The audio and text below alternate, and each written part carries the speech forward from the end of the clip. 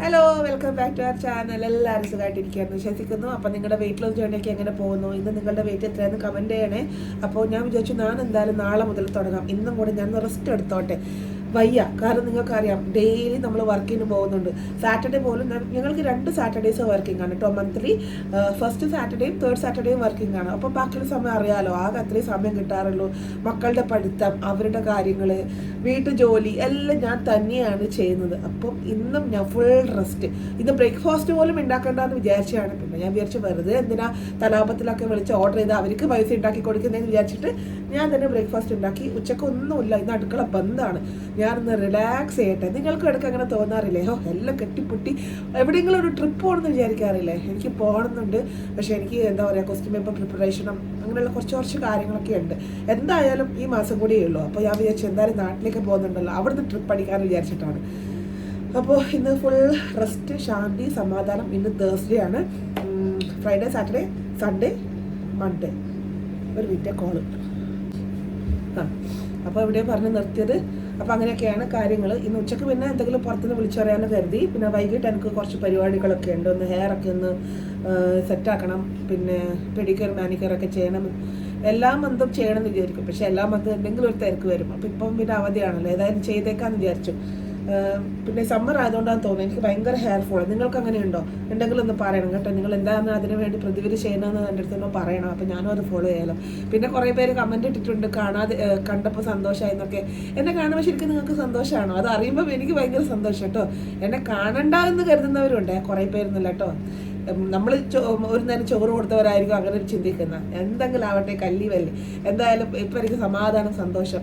ഞാൻ ഉണ്ടാക്കുന്നത് എൻ്റെ കയ്യിൽ തന്നെ ഉണ്ടല്ലോ എന്ന് നിൽക്കുമ്പോഴുള്ള സന്തോഷം. എന്തിനാണ് നമ്മൾ മറ്റുള്ളവർക്ക് വേണ്ടി നമ്മൾ പൈസ വേസ്റ്റ് ആക്കുന്നത്? വേണ്ട, നമ്മൾ ജോലി ചെയ്യുക, നമ്മൾ സമ്പാദിക്കുക, നമ്മുടെ കയ്യിൽ സേവ് ചെയ്ത് വെക്കുക, അല്ലേ?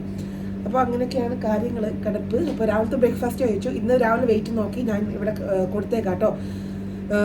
എന്തായാലും തിരിച്ച് പോസിറ്റീവായിട്ട് വരണം, അങ്ങനെ ഒരു ആഗ്രഹമുണ്ട്. നിങ്ങൾക്ക് എന്നെ കാണുമ്പോൾ തന്നെ അറിയാലോ, കുറച്ച് നല്ലോണം വയറ് ചാടിയിട്ടുണ്ട്.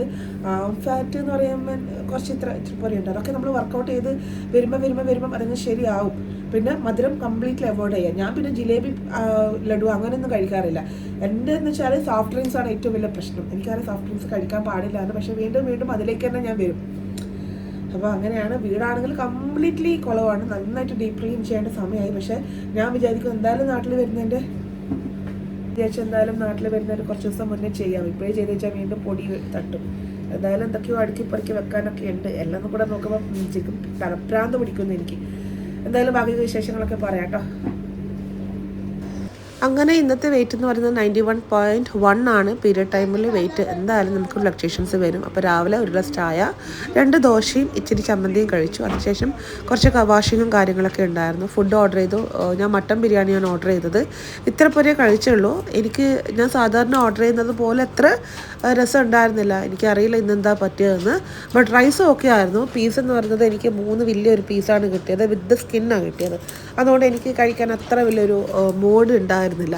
നമ്മൾ വെച്ച് കഴിക്കുന്ന പോലെ അല്ലല്ലോ എന്തായാലും നമ്മൾ ഹോട്ടലിൽ നിന്ന് കഴിക്കുമ്പോൾ. ബട്ട് ഇന്നലെ ഞാൻ റെസ്റ്റ് എടുക്കാം, let me give me a break എന്ന് വിചാരിച്ചിട്ടാണ് കഴിച്ചത്. ഹലോ, അങ്ങനെ ഇപ്പോൾ കുളിയൊക്കെ കഴിഞ്ഞ് ഫുഡൊക്കെ കഴിച്ചു. ഇനി കുറച്ച് നേരം റെസ്റ്റ് എടുക്കാൻ പോകും. അപ്പോൾ വൈകിട്ട് ഞാൻ പറഞ്ഞല്ലോ എനിക്ക് കുറച്ച് കാര്യങ്ങളൊക്കെ ഉണ്ട്. അപ്പം ഇന്ന് മുതൽ ഞാൻ എൻ്റെ ഡാൻസ് ക്ലാസ് സ്റ്റാർട്ട് ചെയ്യാൻ പോവാണ്. ഞാൻ ഭരതനാട്യം പഠിച്ച ഒരാളാണ്. അപ്പം ഇപ്പോൾ നിങ്ങൾ വിചാരിക്കുമ്പോൾ ഈ പ്രായത്തിൽ ഇവർക്ക് വേറെ പണിയൊന്നുമില്ലേ എന്ന്. അതല്ല, ഇതൊരു എനിക്ക് തോന്നുന്നു 10-15 വർഷങ്ങൾക്ക് മുന്നേ നടന്നൊരു സംഭവമാണ്. അന്ന് ഞാൻ 10th പഠിക്കുന്ന സമയമാണ്. അപ്പം അന്ന് എൻ്റെ ഗുരു എന്ന് പറയുന്നത് നമ്മുടെ പയ്യന്നൂരിലെ പ്രശസ്തമായ കൃഷ്ണൻ മാഷായിരുന്നു എൻ്റെ ഗുരു എന്ന് പറയുന്നത്. അപ്പോൾ അങ്ങനെ പറഞ്ഞാൽ ചിലപ്പോൾ നിങ്ങൾക്ക് അറിയണമെന്നില്ല. അതായത് നമ്മുടെ മഞ്ജു വാര്യർ പയ്യന്നൂരിൽ നിന്ന് ഡാൻസ് പഠിച്ച മാഷ്, അതായത് നമ്മുടെ NV കൃഷ്ണൻ മാഷ്. അപ്പോൾ മാഷിൻ്റെ കീഴിലായിരുന്നു ഞാനും എൻ്റെ അനിയത്തിയും പിന്നെ ഒരു 3-4 പേരൊക്കെ ഉണ്ടായിരുന്നു. നമ്മളൊരു ബാച്ചായിരുന്നു. സ്കൂൾ കഴിഞ്ഞ് വന്ന് ചായയൊക്കെ കുടിച്ച് കഴിഞ്ഞിട്ടാകുമ്പോൾ നമുക്ക് ഡെയിലി ക്ലാസ് ഉണ്ടാവുമായിരുന്നു. അപ്പോൾ അന്ന് ഞാൻ 10th പഠിക്കുന്നതുകൊണ്ട് തന്നെ അമ്മ പറഞ്ഞു, മതി ഇനി പഠിച്ചത് മതി, ഇനി വേണ്ട. അപ്പോഴത്തേക്ക് അരങ്ങേറ്റത്തിന് ഇനി ഒരു 2-3 ക്ലാസ്സും കൂടെ ബാക്കി ഉണ്ടായിരുന്നുള്ളൂ. പക്ഷേ എൻ്റെ അമ്മ പഠിക്കുന്ന കാര്യത്തിൽ ഭയങ്കര സ്ട്രിക്റ്റ് ആയതുകൊണ്ട് അന്ന് എനിക്കത് ആ ഒരു പകുതി വഴി ഉപേക്ഷിക്കേണ്ടി വന്നു. പക്ഷേ എൻ്റെ അനിയത്തി ഫുള്ളായിട്ട് കംപ്ലീറ്റ് ഒക്കെ കഴിഞ്ഞു. അവളുടെ അരങ്ങേറ്റം പഴങ്ങാടി മാടൈക്കാവിൽ വെച്ചിട്ടൊക്കെ ആയിരുന്നു നടന്നത്. അത് കംപ്ലീറ്റ് ആയി. എൻ്റെ ആ ഒരു ഡ്രീം എന്ന് പറയുന്നത് അവിടെ സ്റ്റോപ്പായി. പിന്നെ പല വഴിക്കും ഞാൻ പഠിക്കണം എന്ന് വിചാരിച്ചു നിന്നു. പക്ഷെ ഞാൻ പറഞ്ഞല്ലോ, എൻ്റെ ടൈമും എൻ്റെ സേവിങ്സും എൻ്റെ ഇൻവെസ്റ്റ്മെൻറ്റും കണ്ട ഫാമിലിക്ക് വേണ്ടി ഇൻവെസ്റ്റ് ചെയ്യാനായിരുന്നു എനിക്ക് കൂടുതൽ താല്പര്യം. അവരുടെ സ്നേഹമൊക്കെ എന്താ പറയുക, കപടമാണെന്ന് തിരിച്ചറിയാൻ കുറേ വൈകിപ്പോയി, വളരെ വൈകിപ്പോയി. അതാ പറഞ്ഞത്, ഇന്നിപ്പം ദൈവം സഹായിച്ച് ദൈവം എൻ്റെ മുന്നിലെല്ലാം കൊണ്ടുതരുന്നതുകൊണ്ട് ഞാൻ വിചാരിച്ചു ഓക്കെ അത് പിന്നെ റീസ്റ്റാർട്ട് ചെയ്യാം. അങ്ങനെ ഇന്ന് വീണ്ടും ഭരതനാട്യത്തിലേക്ക് കാലത്ത് വെക്കുകയാണ്. ഭയങ്കര സന്തോഷമുണ്ട് എനിക്ക് ആ ഒരു കാര്യത്തിൽ. പിന്നെ മക്കൾ രണ്ടുപേരും കരാട്ടയ്ക്ക് ചേർത്തു. അവർക്ക് വെക്കേഷൻ കഴിഞ്ഞിട്ടാണ് ക്ലാസ് സ്റ്റാർട്ട് ചെയ്യുന്നത്. എന്തായാലും ഇപ്പം ഞാൻ പറഞ്ഞല്ലോ കുറച്ച് ദിവസം കൂടെ ഉള്ളൂ. നമുക്കാണെങ്കിൽ നമ്മുടെ ക്ലാസ് ഓൺലൈനായിട്ട് സെൻഡ് ചെയ്ത് കഴിഞ്ഞാൽ നമുക്കത് ഗ്രാസ്പ് ചെയ്യാൻ പറ്റും. പക്ഷേ കുഞ്ഞു മക്കൾ അങ്ങനെയാണ് അല്ലല്ലോ, അവർക്ക് ഡയറക്റ്റ് പോയിട്ട് കഴിഞ്ഞിട്ട് ചെയ്യണം. ഇവിടെ ഇപ്പോൾ നമ്മുടെ ക്ലാസ് സ്റ്റാർട്ട് ചെയ്യുന്നത് വെച്ചാൽ എനിക്ക് വീക്കിലി 2 ദിവസം ക്ലാസ് ഉള്ളൂ. എന്ത് ക്ലാസ് ആയാലും 300 റിയാൽ മുതലാണ് സ്റ്റാർട്ട് ചെയ്തത്.